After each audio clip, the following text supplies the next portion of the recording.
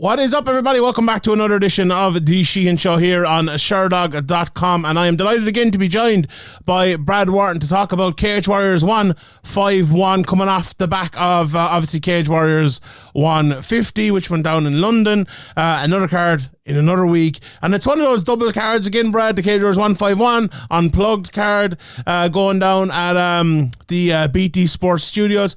The history of these, I know you wrote an article about it the last time, didn't you? The history of the Unplugged cards, and there's been some interesting ones, I suppose. The thing I always think about is Paddy Pimblett puking up Ferrero Rochers, but there's been some great fights and some great nights at these Unplugged cards. And I know I was talking to one of the lads for Severe, I think, went and covered them, and he was telling me about like how it was just kind of a weird experience, but a brilliant experience as well. And I think a lot of people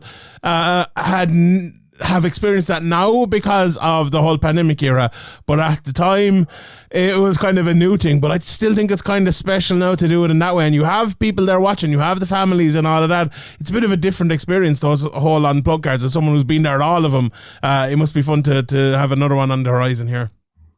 Yeah, it's pretty cool. You know, the BT Sports Studio itself is fantastic. It's just a really nice, really stylish, clean venue. You know, you've got the big lit up back wall. The very first show we did there, we had profiles of all the fighters, and then the second show we did there, when we had the bantamweight tournament, we had the 4 semi-finalists on the back wall, and it's full of video screens, and it's obviously made to film TV, and so it just practically is fantastic, and it's kind of a nice mix. Like as you say, we went through, you know, the COVID era with the empty venues, and everyone's kind of used to the Apex now. But this is kind of a nice mix between the two, because you've got that intimacy and you can hear all the sounds of, you know, the sort of empty arena style, but you've also got maybe 200 people in there as well. You know, I think the fighters get to bring 10 or 20 people each. And then we have sort of invited guests and competition winners. And it tends to be like, you know, the hardcore Cage Warriors fans that enter these competitions to get there. And obviously, you know, we invite people who we know come to all the shows, that kind of thing. So, you know, it's a way for us to kind of give back to the Cage Warriors fans. And, you know, we've obviously got people, I guess influencers, you'd call them, who turn up. I'm not really into the whole influencer scene myself, but, you know, important people who get to come and watch this kind of thing. So it's a nice little atmosphere. You know, it's nice to get out and chat to everyone between the shows as well. And everyone's just there to have a great time. And yeah, some fun fights queued up. And you know, this is what I like about these studio shows, that the fights just sound a little bit more dialed up. So, you know, even if they're not maybe the most action-packed fights, they still sound that little bit better, and you get into them that little bit more. And, you know, especially if you've never really seen a fight in that kind of environment before, that first time you see a big leg kick land or a big body shot land, and you hear the breath coming out of a fighter's lungs, all of a sudden it sounds very different to what you've seen on TV. And yeah, it's a great experience. I think even going to like local shows, you know, where you can get right up alongside the cage, and I've always encouraged lads to go to them. Like if you've been to a big Cage Warriors card or a big UFC or PFL or Bellator or whatever, it's maybe PFL because they don't really have fans. Maybe that's not a little bit different, but that's not me slagging PFL now or anything. It's just a fact. There's no one at any of your cards. But anyway, but like, You can look what it's like from, say, a judging perspective, or even like you can never understand what it's like for a fighter, but you can understand it a little bit more, maybe the actual impact and everything like that. And you know, you've experienced that all the time, so it's second nature for you. But for fans, it's great. And obviously, one of the Unplugged show, you see that at even a higher level. So that's a very interesting thing, I think. And even watching on TV, it's a little bit different. Like I love those first few Apex cards where you know, you could hear like people give out about them now. Oh, we need to get back to crowds, and I agree for the most part. But I kind of still, from a viewing experience at home, I kind of still like them, and I'm sure it'll be the same for the Cage Warriors Unplugged card. Let's get into some of the fights here. Look, the standout fight for me on this double card is Mick Stanton versus Will Currie for the vacant middleweight championship. I suppose by the time this comes out, we'll know what's happened with Christian Lira Duncan over in the UFC after he vacated his title and went over there. But I think I felt at the time, you probably felt at the time, everyone probably felt at the time, that the Will Currie Christian Lira Duncan fights our fight as it was supposed to be turned into fights was like the not the crowning of the new champion, but almost like who was going to be the guy who took off and who was going to be the guy who needed to win another couple of fights to take off. And it was Christian Leroy Duncan, and then Will Currie has gone in and has just, set the world alight in recent fights and looked really, really good. I look at Will Currie and I just see a guy who has the physique. Like some fighters, you look at him and you just think, if everything clicks for this guy, if he can prove he's a fighter, if he can get all the technique, all the tactics right, he has the physique to just be the next level type of fighter. And that's what I see with Will Currie. And you look at Mick Stanton, and he's the type of guy who takes lads like that out. He wrestles them, brings them into deep water, and drowns them there. And that's this fight for me. It's a very, very fun fight. But talk about ball guys. First of all, Will Currie, like, it's not all guys like that who are highly vaunted prospects get as tough a fight in their first 3 or 4 fights as he got with obviously Christian Leroy Duncan. We usually keep these lads apart, but he was put in there. Fair play to him, fair play to Christian Leroy Duncan as well. But that shows something about him. I think we saw him, whose corner was he in a few weeks ago as well, roaring and shouting all the time. And I think people kind of got to know him. That's the type of character he is, isn't it? Yeah, he was in Modestus's corner for Modestus's return to the UFC. Dana should have opened the 50 Gs up for that guy, man. That was performance of the night. Will Currie in the corner there for me. But yeah, they've been training together recently. Will's been training with Modestus and his dad over at Ginter's Combat. And, those guys have developed a really close bond. And, Will Currie's a absolute tank of a middleweight. So, not a massive amount of size difference between those two guys. Dude looks like a comic book character, absolutely shredded.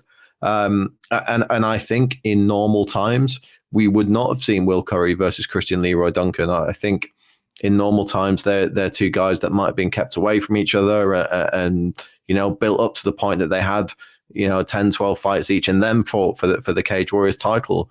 But it was that pandemic era and things were different. It was not easy to get guys in from Europe or America or anywhere else. And I think we saw a lot of fights during that period between, UK guys or European guys who may not have normally fought each other that early in their careers. Getting to mix it up earlier on. And it was a privilege to be able to see that kind of stuff. And you've got to give props to those guys for taking those fights, because not an easy fight for either guy and could have gone either way. But as you say, Will Currie, he's moved past that now. I think it was 4 fights now since he fought Christian Leroy Duncan, and he's looked pretty fantastic every time we've seen him. Took a big shot from Michael Charmu last time out, but Mikey's a guy that you don't want to stand in front of. I think there was a bit of not so much ill will, but there was a bit of beef between those guys. I think Will had fought one of Mikey's teammates, and there was a bit of chat beforehand, and they wanted to just have a little punch up. But Will able to take it down, and he put Mikey out with a big shot on the ground. And that's where we know Will Currie's dangerous. But, as you said, Sean, talk about guys who are dangerous on the ground in perhaps a different way that Will is Mick Stanton, because Mick's a guy that's not necessarily banging people out with one elbow or one big punch on the ground, but he wears you out. He will wrestle you. He will make you very, very tired. He's a guy... He's been in there with everyone on the UK and European circuit. He fought Jonas Bilstein, and that was a wild situation, because Jonas Bilstein had turned up to fight Lee Chadwick for Lee's title, and Lee was way overweight and had to relinquish his title on the scales. And Mick Stanton had turned up for a welterweight fight, and he just hung around at the weigh-ins, just hanging out, chatting, talking to Ian Dean, I think. And he saw that Lee Chadwick hadn't made weight, and his opponent, I believe, got injured. So he was without a fight, and he turned around to Ian Dean and said, I'll fight for the middleweight title. And that's a brave man who fights a guy like Bilstein on that much short notice. And he cracked Bilstein a few times. Mick Stanton's a tough cat. He's been around the game. I remember calling Stanton's amateur fights going back to 2012. So he's been fighting for well over a decade in MMA, and he's got boxing experience beside that as well. The wrestling game, since he's been with ASW, has just come on leaps and bounds. Very interested to see what happens if you can drag Will Currie into deep water. I think you know, if you're going to put a gun to my head and say, how do I think this fight's going to go? I think it goes better for Will Currie early, and I think it goes better for Will Stanton late, perhaps. But purely because we haven't seen Will Currie tested in that aspect then. But if you're going to get tested, Mick Stanton's that guy who's going to test you, you know, just good in all areas. And, you know, this was a fight I wasn't expecting at all, you know, because Mick's on a bit of a winning streak with Cage Warriors. He's been elsewhere. He's coming off a really, really good win actually on FCC against Haider Khan, who he fought for the FCC title towards the end of last year. Who again is another young athletic guy who many people were expecting to kind of you know, Stanton was going to be his test that he was going to overcome to get to the big leagues, and then Stanton wrecked him. So yeah, really intriguing fight. I've probably said enough about it now, to be honest, but it's, you know, it's all flying around in my head, and I again, it's another fight that I probably couldn't make a prediction on. I think, yeah, the word you mentioned there, athletic, I think that is a massive part of this, because a lot of lads, when they get in there against a guy like Will Currie, they're just not used to that athleticism. They can't deal with it. Haider Khan, Darren Stewart, Matters Flaminas, Aaron Khalid, and the names go on. Stanton has fought many very athletic guys. Now, maybe none as athletic as Currie, how athletic he is, but Darren Stewart is right up there. A lot of the other guys I mentioned are up there as well. So he's well able to that. And that makes it an even tougher test, I think. So it's a massive fight for both of them, obviously for the title, but a massive fight for Will Currie as well, because I know there was people interested in him, not only the UFC, I would say, but sponsors and different things as well. He is, you know, he is a guy that is definitely growing his name. And when you look at, I suppose, Christian Duncan and how good he is, to have a guy that was like talked about as next to him, you know, the same as like Hughes and Vucinic, that's going to help you as well. And if he goes in here and he wins and proves that I've taken a step up and a step up and a step up, it could be a big night for Will Currie. But it's a fight I'm massively looking forward to. I absolutely can't wait for that one. Like, as you said there, like, if Will comes in early and he's able to dominate and take the fight away, you know, he could win all 5 rounds, or he could win early, or whatever it is. But if he wins 1 round, 2 rounds, and then he's, you know, let's say he wins it on the ground, he can't get a takedown, or he can't start landing those shots, and then Stanton gets a takedown and the tide turns, that's a fight that could turn very, very quickly in the favour of Mick Stanton. So a very interesting matchup, and one I'm massively looking forward to on this card. The other, I suppose, the main fight on the double card is Prince McClean against Matty Byfield, Brad. And, you know, I suppose both guys have been around for a while. You were telling me about Prince before. He's been around for a very long time. But I suppose Matty has been fighting, since 2019, a good record with 5-1, winning these last 2 fights on Cage Warriors after starting off with a no contest. And, you know, fighting out a Renegade as well. We spoke about them last week. We've spoken about Team Renegade for a long time. A very, very good gym. Just another one of their next guys. What do you think of this fight between Prince and Matty? It's interesting. I think a lot of people are maybe shocked that this was one of the main fights, but Ian Dean, I think, knows what he's doing a lot of the time. And with Modestus gone as well from the 205-pound pitcher, and that belt vacant, if I'm not mistaken, this could be an interesting fight in that conversation too.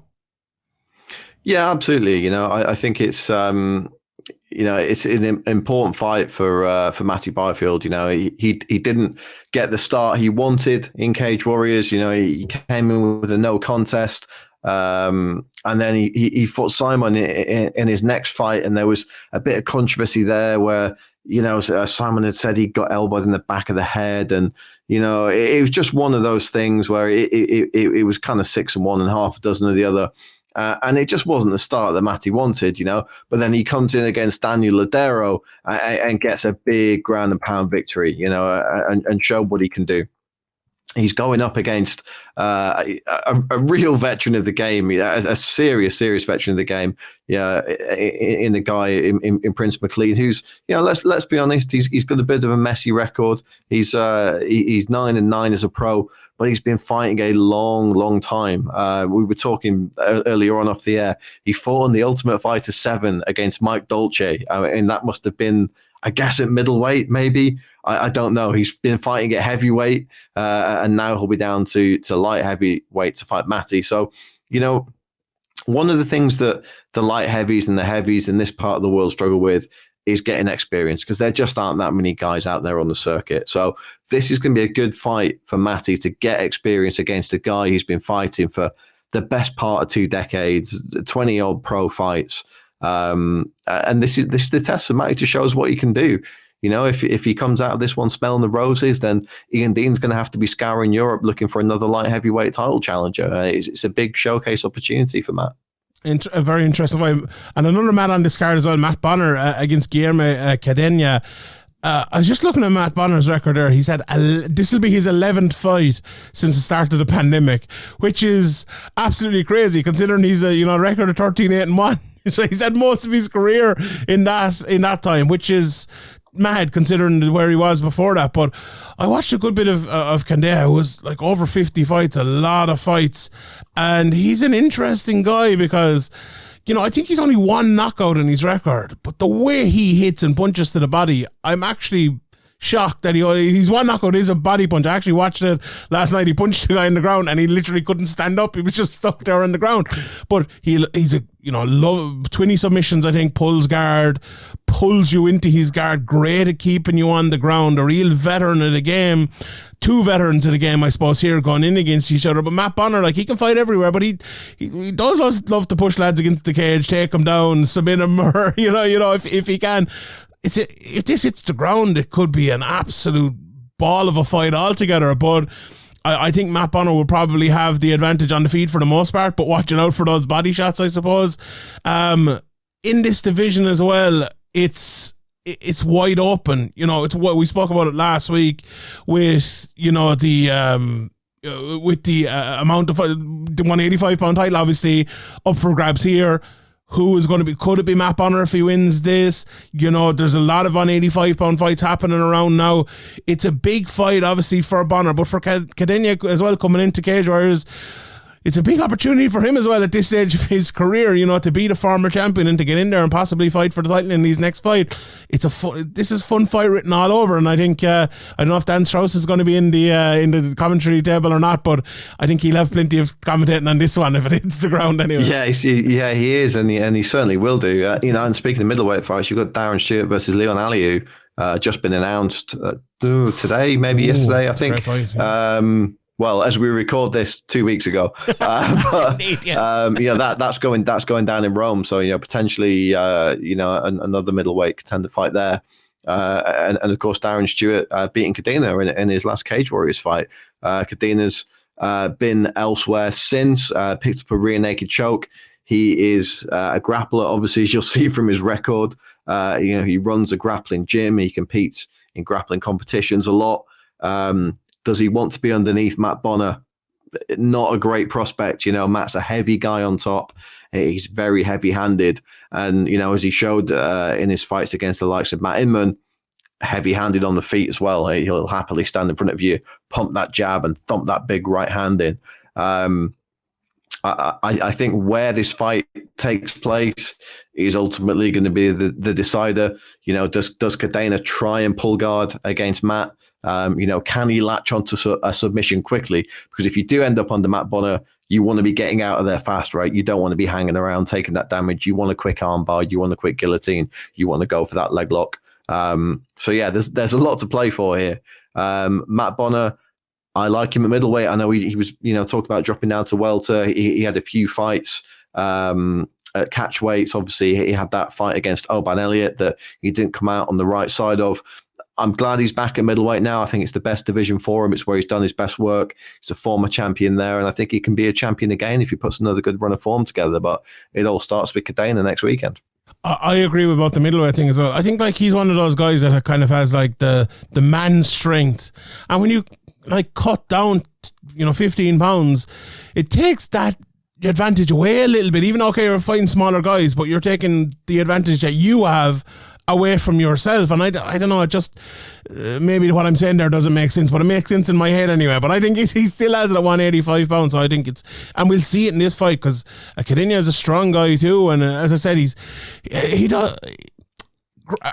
Not many guys are good at jiu-jitsu and good also at actually getting the fight to where jiu-jitsu is worthwhile. You know, you can do it at a smaller level, but when you're fighting a guy like Matt Bonner or other people like that, but Bonner, as you said, like, not many guys want to be under Matt Bonner. Maybe Guilherme is actually one of those guys that does want to be under him. So I think if that happens, it's bombs away at that stage. I'm really looking forward to that, and it's very interesting to see how that goes. Let's touch on another couple of fights here before I let you go, Brad. I appreciate the time. Steve Aimable versus Alberth Diaz. Like, Alberth Diaz obviously been threatening his Cage Warriors debut for a while now. Was supposed to fight Morgan Charrier. Still, amazingly, his last win is that fight in Dublin here against Richie Smullen, where he performed very well. Very close fight, obviously. And Richie still kind of talks about that to this day, that he thought he was robbed in that, but it was a very close fight. Coming in against Aimable, who lost to Harry Hardwick last time out. But still, before that, I think a lot of people were talking about Aimable and the title contention. With that title now kind of up in the air, I suppose, if he wins this fight, he's back into that contention again, maybe to have to win another fight to get in there as well. But this is a big fight because, like, Diaz, he's only 8 fights into his career and he's been around for a long, long time at this stage. But Cage Warriors have never been shy about giving a lad an opportunity if he wins a big fight. And I think he beats Steve Aimable. He's right into that mix as well. So, like, in the kind of the, I don't know, the top 3-4 area of the 145-pound division, this is a big fight because you're moving into number one contender realm if you win this, I think. Especially, I think, for Diaz, who is kind of, you know, Emil's been around for a long time. We all know when that new name comes in and they do something impressive, it means a little bit more at times. So this is a fun fight, but a very interesting fight in terms of the 45-pound picture as well, isn't it, Brad? Like, Aimable, he deserves a big opportunity, doesn't he? He almost deserves it. And you know, I know a lot of the Cage Warriors fans would love to see him get a win here and get that big opportunity, but not an easy fight against Diaz. Yeah, I think Steve Aimable was probably the best guy to never fight for the Cage Warriors title. Obviously, you know, he had the opportunity against Mads Burnell and unfortunately just missed weight by a pound.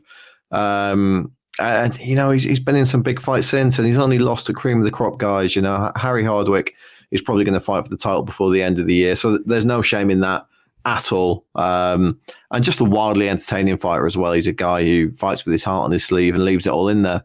Alberth Diaz, like you say, signed to Cage Warriors some time ago and had that big misstep with his weight against Morgan Charrier, unfortunately. So got a lot to prove coming into this one. He's going to prove that obviously he can make the weight first of all, and then he's going to beat one of the most tenured guys in the Cage Warriors 145-pound system in Steve Aimable. If he does, he's right up there, and he's looking at maybe a Harilla or a Shelley next. Exciting times in this division, and you know this fight could well produce a new contender for us. Yeah, if Paul Hughes was to stick around, he'd have plenty of contenders anyway. There's so many people at the moment. It's very interesting. Another one at 145, Aidan Stephen, Matthew Camilleri. I went back and I watched the Stephen fight against Edward Balls last time out, and it was one of those fights, or Balls. Is that like the politician in England, isn't it? Yeah, Edward Walls. Yeah, I felt like he proved something in that fight, that he could come through that war of attrition on the ground against the guy who wanted to take him down, who wanted the fight on the ground, and he was able to win a lot of that fight on the ground. It was a pure war of attrition. And I watched a bit of Camilleri, and I know he's done a bit of training with Next Gen. I'm not sure if he's still there. He trains over in Malta at times, isn't he? Very good. Well, he's from Malta originally. Mm-hmm. He moved to Liverpool he basically watched Next Gen guys and said, "This is where I'm going to go." He's trained over at ATT, I believe, as well. I think he's gone elsewhere, but he is a Next Gen guy.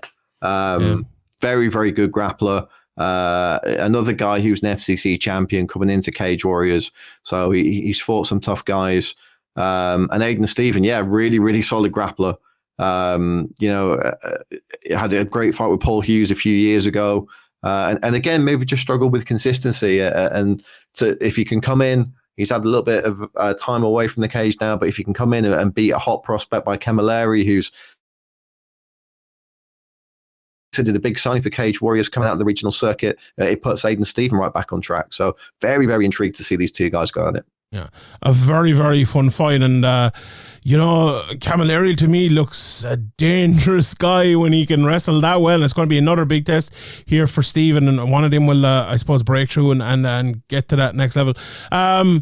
The last fight I want to concentrate on here for a second, and I'll throw it over to you if there's anything else you want to kind of shout out, because I know a lot of the top prospects coming through as well.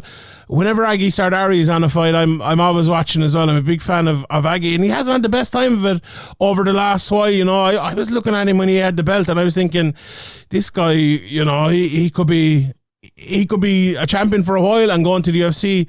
Joe McColgan stepped in there with one of the best performances we've seen in Cage Warriors in a long time. And okay, he came back and he got a win outside of Cage Warriors, but then he met Mike Figlak. You know, another very, very tough fight. Fighting Samuel Blasco here out of Spain, who, you know, is on a good run in his last few fights. A lot of submissions on his record, a lot of finishes on his record as well.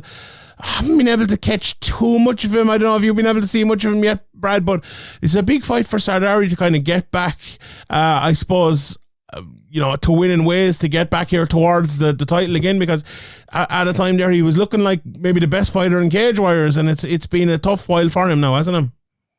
Yeah, well, Blasco goes by the name Jan, so if you are looking for any footage of him, if anyone watching this is looking for any footage, YAN, Blasco is what you need to search for. But yeah, I mean, you pretty much hit the nail on the head. He's got a good ground game. He's dangerous with his submissions, and that's where we saw Joe McColgan take advantage of Aggie Sardari, because in terms of kickboxing with the guy, Sardari was just looking unbeatable. You know, he went through Jack Grant and had that great fight with Donovan Desme, a very close fight, but you know, in terms of the damage that he was able to put on Desme, and then himself coming out of that fight not looking like he had a mark on him, you know, and we know he can go for 5 rounds, which is a real dangerous thing.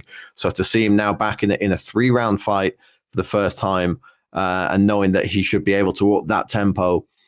This is going to be a very, very intriguing fight. I completely agree with you. You know, when he was a Cage Warriors champ, you would have said that he is one of the best guys on the Cage Warriors roster, technique and skill-wise.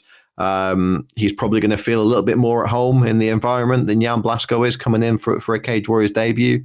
That might play into things, but you know, these are two guys that have been around the block. You know, they know what they're doing. They know what's at stake here, and they know with a statement win, you know, that they're potentially putting themselves close to George Hardwick and that lightweight title. You know, obviously Hardwick has got a fight against Jan Lassie coming up in Manchester. You know, whoever wins this fight, maybe they're going to have one eye on Manchester and the winner for later on in the year. But yeah, this is another fight I'm really looking forward to on this card. Anything else on the undercard you're looking forward to? I know the big Mike Chamu fight is always fun when Big Mike fights, and the people over in Newcastle be looking at that. Stipe Beric coming back here after beating Aaron Abbey last time out after losing the title fight. Before that is on the card as well. Sam Kelly on the card. Who are we going to look out for in the undercard, Brad? Who's the one to look out for? I think that's Sam Kelly versus Pav Sahota. The Sahota brothers both making their Cage Warriors debut. You've got Currie and Pav. Currie's fighting Sean Da Silva, who's a knockout artist. These are two guys, again, I've been following their careers. I've been calling their fights for the best part of a decade, you know, calling their amateur fights back in the day. They both bring a great crowd with them. I'm sure they're both going to be using their full complement of tickets up so that they'll have a bit of support in there. Really impressed with Sam Kelly, a big Cage Warriors debut in Manchester last year. So I think both of those are fights to keep an eye on. You know, we're not talking about fights that are going to give us the next title contender here, but they're potentially fights that are going to set the roadmap out for the next, you know, 18 months. And, you know, if guys like Sam Kelly can keep up the momentum and the Sahotas can keep up the momentum, you know, when we're sat down in 18 months' time having these conversations, then we might be talking about Cage Warriors title challengers.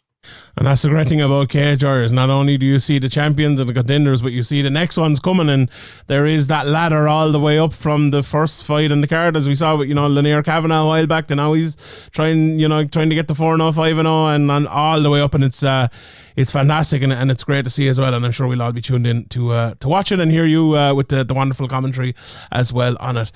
Brad, we leave it there. Thank you to everybody for listening. Follow Brad over on Twitter at MMABrad4, is it? I always mess it up. Is that correct? MMABrad48. I got it right for the first time ever. Tune into Cage Warriors on the Fight Pass.